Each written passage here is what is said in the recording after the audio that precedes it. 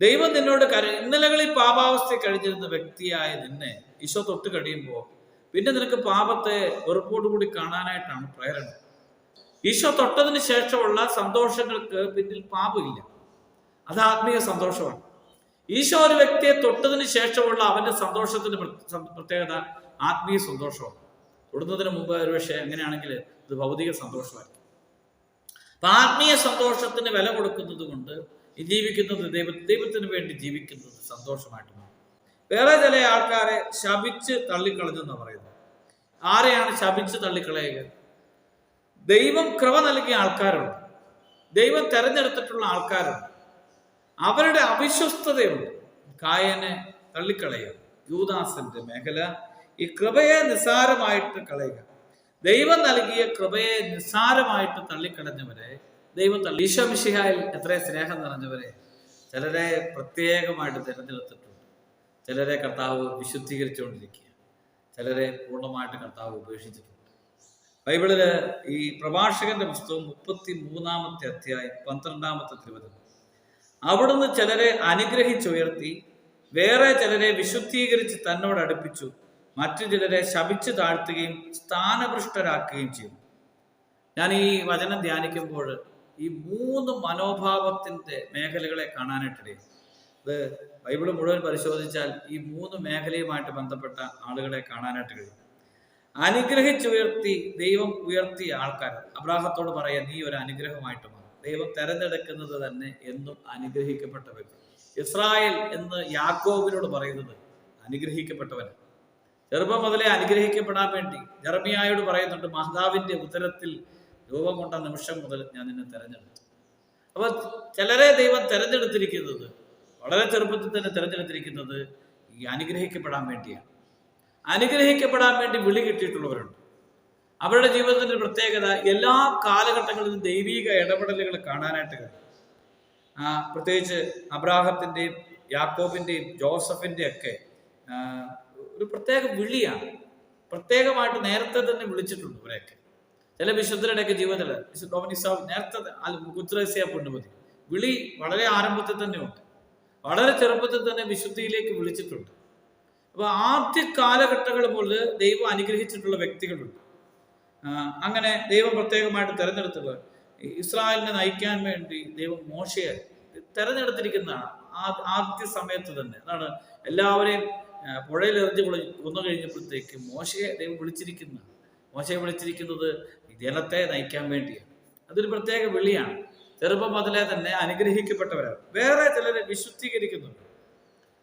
ഒരു കാലഘട്ടങ്ങളിൽ പാപിയായിട്ട് ജീവിച്ച് പാപാവസ്ഥയിൽ കഴിഞ്ഞുകൊണ്ടിരുന്ന നാളുകളിൽ ദൈവം തൊട്ട് വിശുദ്ധീകരിച്ച ചില വിശുദ്ധരുണ്ട്. ദൈവം തൊട്ട് വിശുദ്ധീകരണം സംഭവിക്കുന്നത്. സൗള് പൗലോസായി തീരുന്നത് ദൈവം തൊട്ട് വിശുദ്ധീകരണം സംഭവിക്കുകയാണ്. ദൈവം തൊട്ട് വിശുദ്ധീകരിക്കുക. അങ്ങനെ ഒരുപക്ഷെ അതിന്റെ ഫലമായിട്ട് എന്താ വിശുദ്ധീകരണം സംഭവിക്കുന്നതിന് കഴിഞ്ഞ കാലത്തെ പാപത്തിൽ നിന്ന് വ്യത്യസ്തമായി കണ്ണുനീര്, പരിഹാരം, പ്രാർത്ഥന, പ്രായശ്ചിത്തം ഇതുവഴിയായിട്ട് തന്നെ ഒരു വിശുദ്ധീകരണം സംഭവിക്കുന്നുണ്ട്. ഈജിപ്തിലെ മറിയം അല്ലെങ്കിൽ മഗ്ദലന മറിയം ഇവരുടെയൊക്കെ ഒരു കാലത്ത് പാപാവസ്ഥയിൽ ജീവിച്ചവരാണ്. ഒരു കാലത്ത് പാപാവസ്ഥയിൽ ജീവിച്ച് ദൈവം അവരെ തുടർന്ന് ദൈവത്തിന്റെ കരുണയെന്ന് വിശേഷിപ്പിക്കാൻ പറ്റും. പൗലോസ്ലീഹ തന്നെ പറയുന്നുണ്ട്, ഞാൻ പാപികളിൽ ഒന്നാമനായിരുന്നു. ദൈവത്തിന്റെ കാരുണ്യമാണ്. ദൈവം നിന്നോട് ഇന്നലകളിൽ പാപാവസ്ഥയിൽ കഴിഞ്ഞിരുന്ന വ്യക്തിയായ നിന്നെ ഈശോ തൊട്ട് കഴിയുമ്പോൾ പിന്നെ നിനക്ക് പാപത്തെ വെറുപ്പോടുകൂടി കാണാനായിട്ടാണ് പ്രേരണ. പിന്നെ നിന്റെ ജീവിതം മുഴുവൻ മാറുകയാണ്. അതുകൊണ്ട് ഈ കാലഘട്ടങ്ങളിൽ പാപാവസ്ഥയിൽ ജീവിക്കുന്നവർക്ക് വേണ്ടി പ്രാർത്ഥിക്കുമ്പോൾ ദൈവം ഒരു വ്യക്തിക്ക് മാനസാന്തരം നൽകുന്ന മേഖലയുണ്ട്. ദൈവം ഒരു വ്യക്തിയെ ചില കാലഘട്ടങ്ങളിൽ സ്വന്തമാക്കുന്നുണ്ട്. ഇപ്പൊ ചില കാലഘട്ടങ്ങളിൽ ദൈവം സ്വന്തമാക്കുന്ന വഴികളുണ്ട്. ഫ്രാൻസിസ് അസീസിയെ പീറ്റർ ബെർണാദിന്റെ മകനായിട്ട് വസ്ത്ര വിൽപ്പനക്കാരനായിട്ട് വ്യാപാരിയായിട്ട് ജീവിക്കുന്ന സമയത്ത് ആ കാലഘട്ടങ്ങളിൽ ഒരു സന്തോഷമുണ്ട്. ആ കാലഘട്ടങ്ങളിലെ സന്തോഷങ്ങൾക്കെല്ലാം പിന്നിൽ പാപം ഉണ്ടായിരുന്നു. അപ്പൊ ചില വ്യക്തികളെ ദൈവം തൊടുന്നതിന് മുമ്പുള്ള ഒരു അവസ്ഥയിലെ സന്തോഷങ്ങൾക്ക് പിന്നിലൊക്കെ പാപം ഉണ്ടായിരിക്കും. ഈശോ തൊട്ടതിന് ശേഷമുള്ള സന്തോഷങ്ങൾക്ക് പിന്നിൽ പാപമില്ല. അത് ആത്മീയ സന്തോഷമാണ്. ഈശോ ഒരു വ്യക്തിയെ തൊട്ടതിന് ശേഷമുള്ള അവന്റെ സന്തോഷത്തിന്റെ പ്രത്യേകത ആത്മീയ സന്തോഷമാണ്. തൊടുന്നതിന് മുമ്പ് ഒരുപക്ഷെ അങ്ങനെയാണെങ്കിൽ ഇത് ഭൗതിക സന്തോഷമായിരിക്കും. അപ്പൊ ആത്മീയ സന്തോഷത്തിന് വില കൊടുക്കുന്നത് കൊണ്ട് ജീവിക്കുന്നത് ദൈവത്തിന് വേണ്ടി ജീവിക്കുന്നത് സന്തോഷമായിട്ട് മാറും. ദൈവത്തിന് വേണ്ടി ജീവിക്കുന്ന ഒരു ആനന്ദമായിട്ട് മാറും. അങ്ങനെ ചില വ്യക്തികളെ ഒരു കാലത്ത് പാപത്തിന്റെ സന്തോഷത്തിൽ കഴിഞ്ഞിരുന്ന വ്യക്തികളെ ഈശോ തൊട്ട് കഴിയുമ്പോൾ പിന്നെ പാപമല്ല, ആത്മസന്തോഷത്തിന് വില കൊടുക്കുന്ന ഒരു വ്യക്തിയായിട്ട് മാറും. അതാണ് വിശുദ്ധീകരണം സംഭവിക്കുക.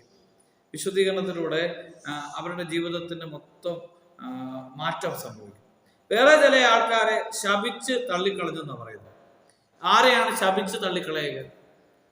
ദൈവം കൃപ നൽകിയ ആൾക്കാരുണ്ട്, ദൈവം തെരഞ്ഞെടുത്തിട്ടുള്ള ആൾക്കാരുണ്ട്. അവരുടെ അവിശ്വസ്തതയുണ്ട്.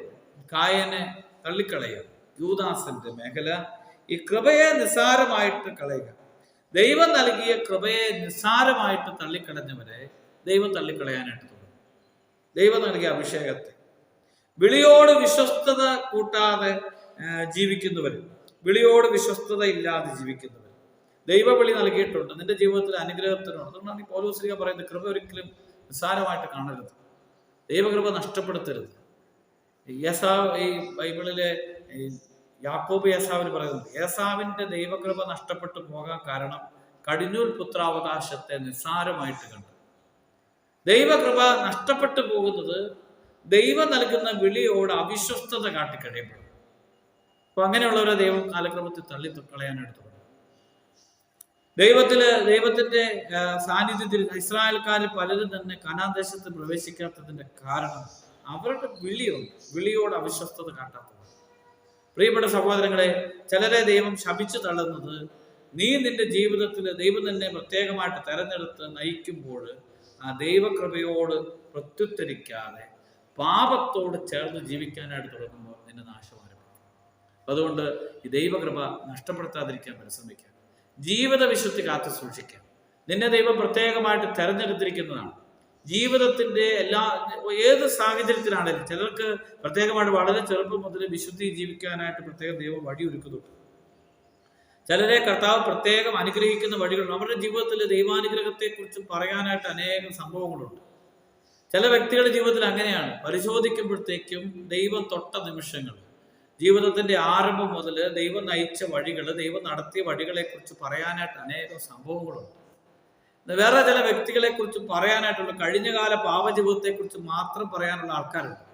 അവർക്കറിയാം ഒരു കാലത്ത് പാപിയായി ജീവിച്ചു, പക്ഷേ അവർക്കറിയാം ഈശോ തൊട്ടിട്ടുണ്ട്, അവരുടെ ജീവിതത്തിൽ ഒരു മാറ്റം സംഭവിച്ചു. ഒരുപക്ഷെ ധ്യാനം കൂടിയപ്പോഴായിരിക്കും, ഒരുപക്ഷെ ഒരു വലിയൊരു നല്ലൊരു കുമ്പസാരത്തിന് വഴിയായിട്ടായിരിക്കും, അല്ലെങ്കിൽ ഒരു വ്യക്തിയുടെ ഇടപെടൽ മൂലമായിരിക്കും.